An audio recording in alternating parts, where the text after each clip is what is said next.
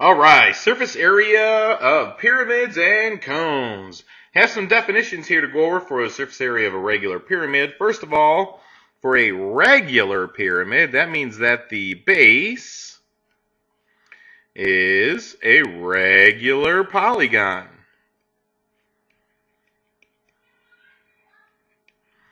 Regular polygon again means that the angles have the same measurement and that the side lengths are the same as well. Lateral faces.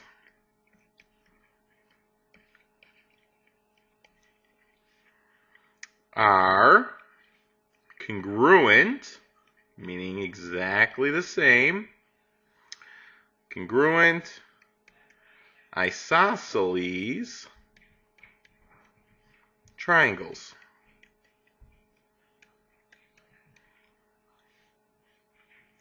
The slant height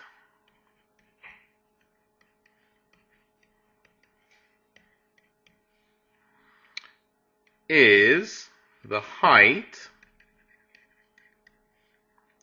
of the triangular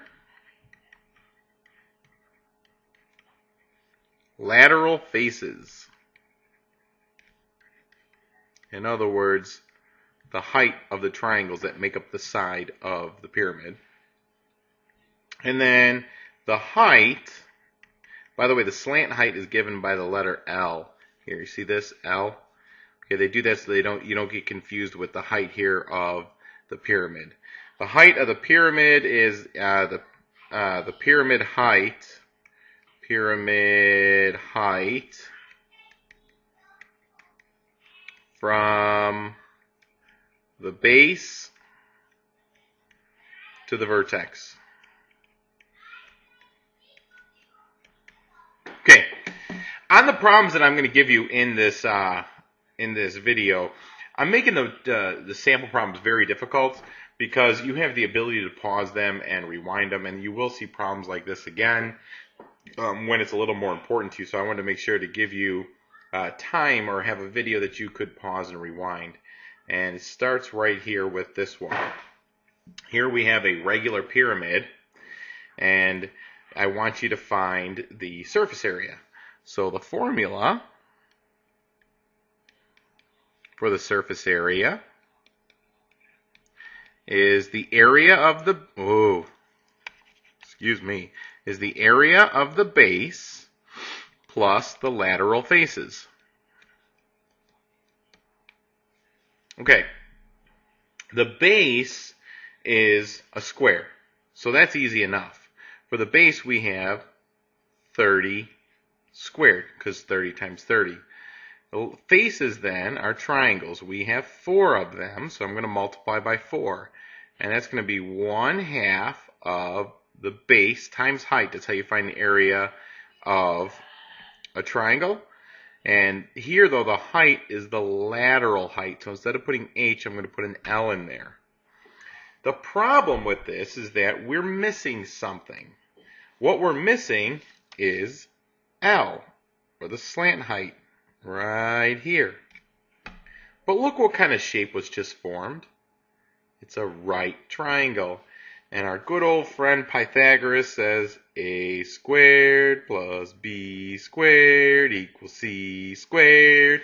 Slant height here being the c.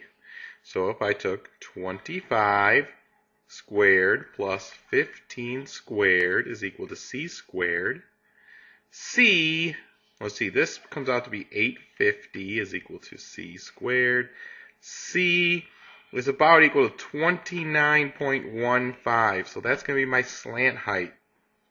I want to keep some of the digits after the decimal to make my answer a little more accurate. So now I have 30 squared plus 4 times 1/2 times the base, which is 30, because it's the base of the triangle that makes up the side, times the slant height, which we just figured out to be 29.15, which is also the height of the triangle that makes up the side.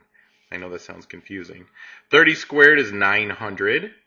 And then this whole mess over here turns out to be 1749. Add the two together and you get 2,640 inches squared for the surface area of this regular pyramid. Next, we got a cone. Now, for a cone, we also have a slant height of the cone.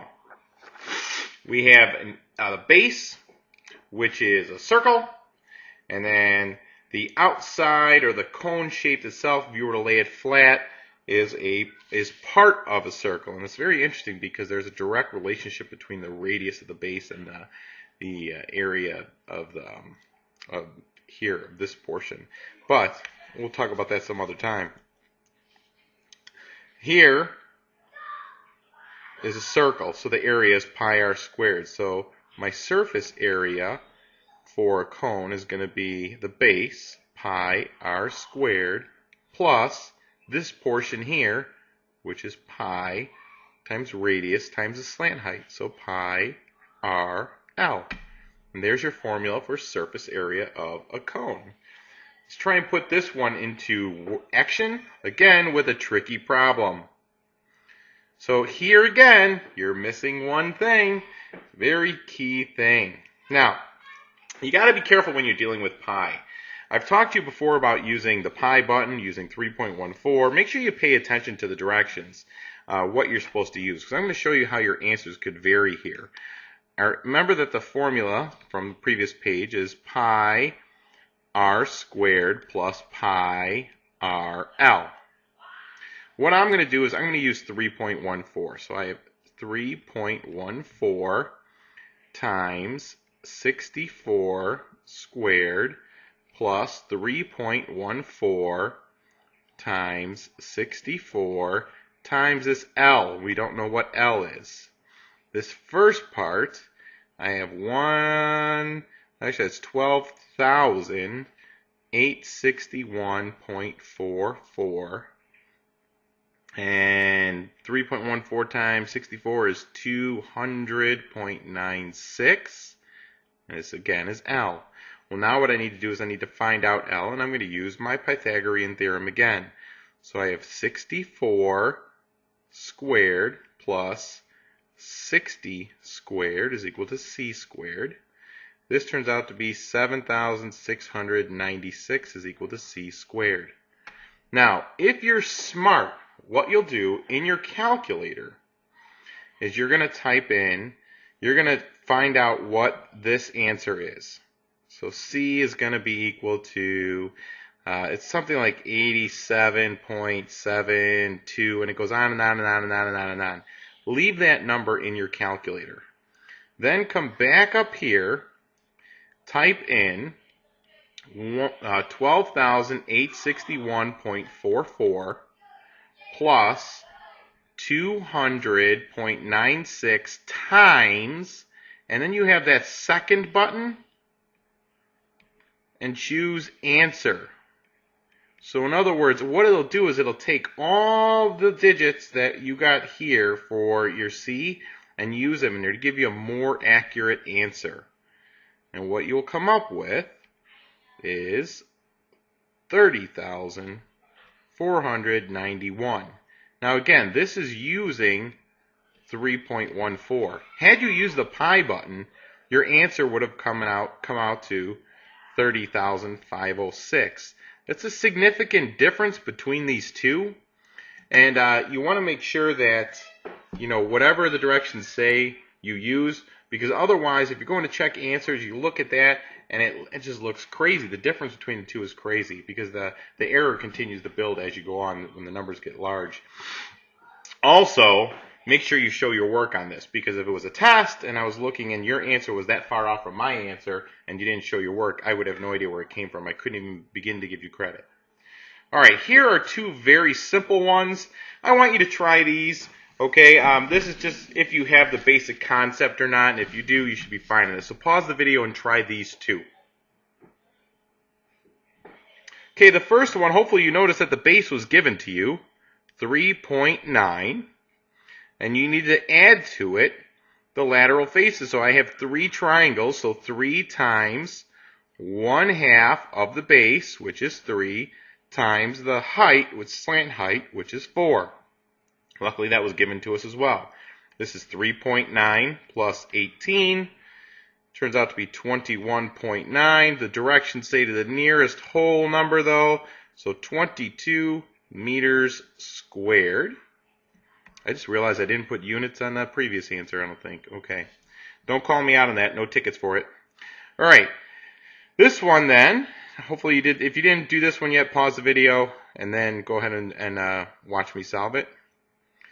The formula is pi r squared plus pi r L, where L is a slant height again. So I'm going to use 3.14 times 8 squared plus 3.14 times 8 times the slant height, which is 15. This turns out to be 200.96 plus 376.8. Add them together, you get 577.76. Nearest whole number would be 578. The units, centimeters squared. Okay, that is all. Bye-bye, everybody.